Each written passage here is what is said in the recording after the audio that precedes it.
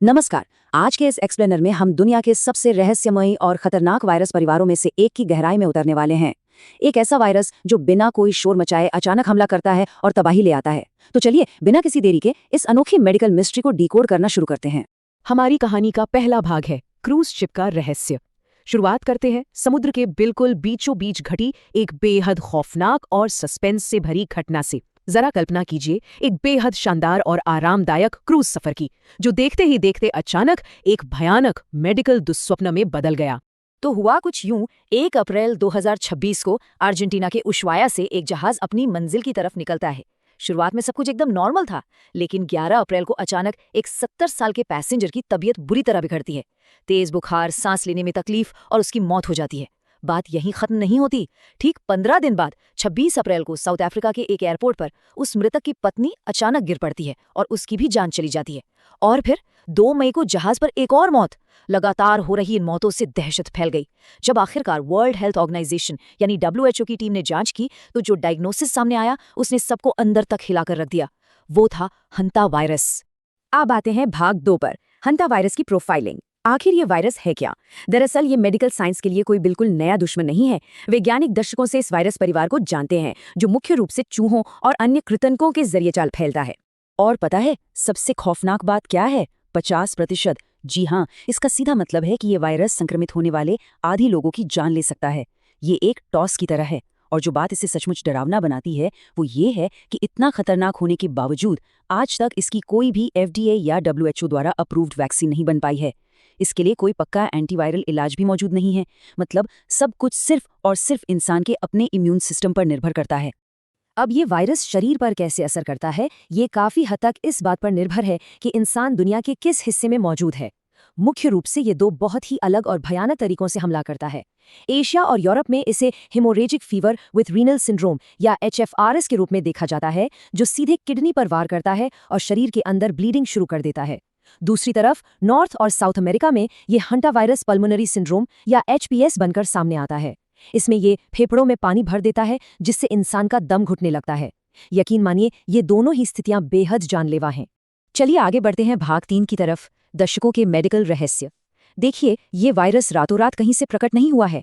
अगर हम इतिहास के पन्नों को पलटकर देखें तो पता चलता है कि ये लंबे समय से मेडिकल कम्युनिटी के लिए एक अनसुलझी और जटिल पहेली बना हुआ था। मॉडर्न हिस्ट्री में ये वायरस पहली बार 1950 के दशक में कोरियन वॉर के समय सामने आया था। उस वक्त अचानक 3000 से ज्यादा अमेरिकी सैनिक बहुत बुरी तरह बीमार पड़ गए। उनमें से 15% सैनिकों की गंभीर किडनी फेलियर से मौत हो गई।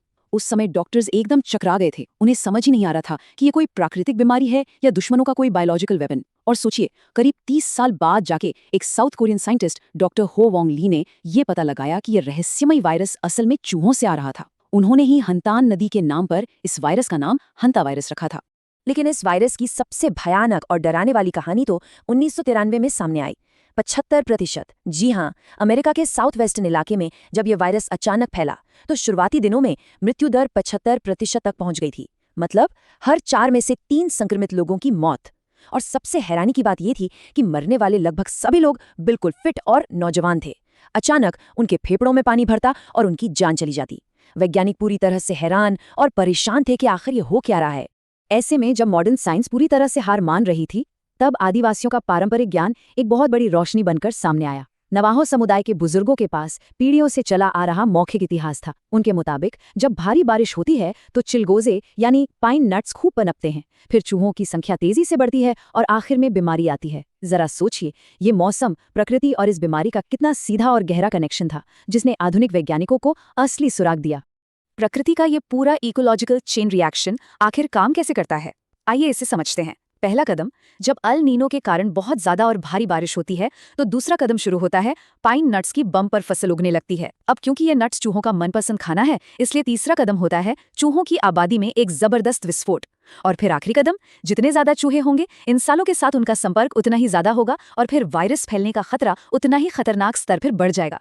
मौसम और वायरस का ये कनेक्शन वाकई दिमाग घुमा देने वाला है ना?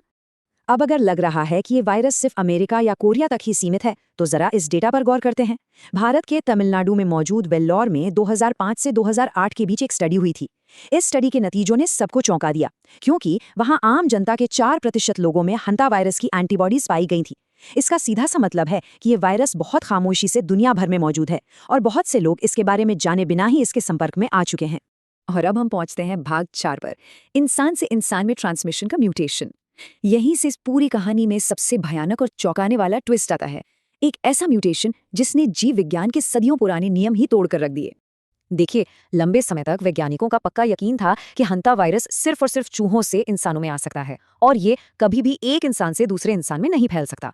लेकिन 1996 में दक्षिणी अर्जेंटीना में घटी एक घटना ने इस धारणा के टुकड़े टुकड़े कर दिए। वहां एंडी स्ट्रेन नाम का एक ऐसा वायरस सामने आया जिसने सीधे इंसानों से इंसानों में फैलने की खौफनाक क्षमता हासिल कर ली थी। पूरी हंता वायरस फैमिली के इतिहास में ये इकलौता ऐसा स्ट्रेन है जो इस तरह से बर्ताव करता है। और यही वो नई जानकारी थी जो हमारे उस क्रूज शिप वाले रहस्य का सबसे बड़ा जवाब थी। उस जहाज पर जहां लोग एक के बाद एक मर रहे थे, असल में वहां ये एंडी स्ट्रेन ही फैला था। लेकिन सवाल था कि वो वहां पहुंचा कैसे। इसका मिसिंग लिंक था उशुआया में एक बर्ड वॉचिंग टूर। जहाज पर सवार होने से ठीक पहले वो पहला संक्रमित डच कपल एक ऐसे लैंडफिल या कचरे के ढेर वाली जगह पर घूमने गया था जहां बहुत सारे चूहे थे।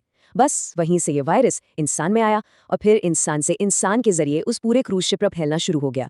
लेकिन इस पूरी डरावनी कहानी में राहत की एक बहुत बड़ी बात छुपी है और वो है नंबर 1। इसका मतलब है कि एक संक्रमित व्यक्ति सिर्फ और सिर्फ एक दिन के लिए ही ये वायरस किसी और इंसान को ट्रांसफर कर सकता है। इसकी ट्रांसमिशन विंडो बहुत ही छोटी, सिर्फ एक दिन की होती है। जरा सोचिए, अगर वो डच कपल 2 या 3 दिन बाद उस जहाज पर सवार होता तो शायद ये वायरस वहां कभी फैलता ही नहीं। ये एक दिन का फासला कितना अहम साबित हुआ। अब आते हैं आज के आखिरी हिस्से यानी भाग 5 पर, महामारी के जोखिम का आकलन। अब तक की बातें सुनकर जो सबसे बड़ा सवाल दिमाग में आता है उसका सामना करते हैं। क्या ये वायरस दुनिया भर में कोविड-19 जैसी एक नई ग्लोबल महामारी ला सकता है? आइए जरा इसके खतरे का निष्पक्ष तरीके से आकलन करते हैं। तो राहत की बात यह है कि कोविड-19 या फ्लू की तरह हंता वायरस हवा के जरिए नहीं फैलता। इसे एक इंसान से दूसरे इंसान में फैलने के लिए बहुत ही क्लोज और लंबे फिजिकल कांटेक्ट की जरूरत होती है, जैसे कोई एक ही बिस्तर शेयर कर रहा हो या शारीरिक तरल पदार्थों यानी बॉडीली फ्लूइड्स के संपर्क में आए। साथ ही जैसा कि हमने अभी देखा, इसका संक्रमण काल या ट्रांसमिशन विंडो सिर्फ एक दिन का है, जबकि कोविड-19 या फ्लू में ये कई हफ्तों तक का हो सकता है, जिसके लिए लंबे क्वारंटाइन की जरूरत पड़ती है। इसलिए इसका हवा के जरिए फैलने वाली ग्लोबल महामारी बनने का चांस सच में बहुत ही कम है। महामारी का खतरा भले ही कम हो, लेकिन चूंकि इसकी मृत्यु दर 50% तक हो सकती है, इसलिए बचाव बहुत ही जरूरी है। बहुत ही आसान और असरदार तरीके अपनाए जा सकते हैं। सबसे बुनियादी कदम है कि चूहों को बाहर रखने के लिए घर में मौजूद सभी दरारों को अच्छी तरह सील कर दें। किसी बंद गोदाम या धूल भरी जगह पर काम करते समय हमेशा N95 मास्क और ग्लव्स पहनें। खाने पीने की चीजों को कभी भी खुला ना छोड़ें और कचरे को सही तरीके से फेंकें। और सबसे अहम, उन सालों में जब एल नीनो के कारण मौसम में बड़े बदलाव हो रहे हों, तब अतिरिक्त सतर्क रहना हमारी सबसे बड़ी ढाल है। तो इस पूरे एक्सप्लेनर के अंत में एक बहुत ही गहरा सवाल सामने आता है। एक ऐसी दुनिया में जहां इस वायरस का कोई पक्का इलाज या वैक्सीन नहीं है, क्या प्रकृति में छिपे इन खामोश खतरों के खिलाफ हमारी सबसे बड़ी और इकलौती घाल हमारी अपनी सतर्कता और जागरूकता ही है? हंटा वायरस कोई नई चीज नहीं है, ये दशकों से खामोशी से अपना काम कर रहा है। लेकिन अब जब हमारे पास ये अहम जानकारी है तो बचाव कहीं अधिक आसान हो जाता है। उम्मीद है ये जानकारी काम की लगी होगी और सोचने पर मजबूर करेगी। हमेशा सतर्क रहें, अपना बचाव करें और नई चीजें सीखते रहें। आज के इस एक्सप्लेनर में साथ जुड़ने के लिए बहुत बहुत धन्यवाद।